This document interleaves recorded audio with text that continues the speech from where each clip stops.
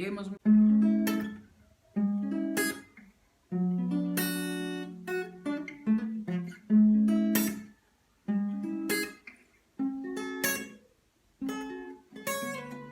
ይለኛል የዴቭ እቺን ኤክሰርሳይዝ እንግዲህ ለማድረግ ሞር ቀድማችሁ ባርኮርድ ማወቅ አለባችሁ ብዬ አስባለሁ።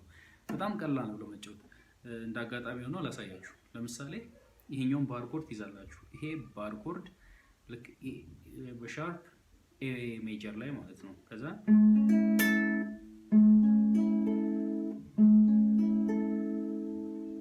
ሁሉንም በተራ በተራ መልቀም ነው። ከዛ ቀጥሎ ደግሞ ምን ትይዛላችሁ?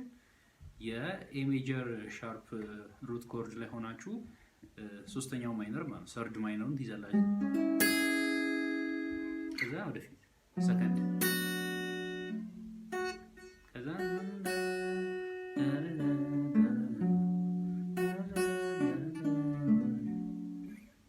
እንዴት ነው ይመጣ ያያችኋል።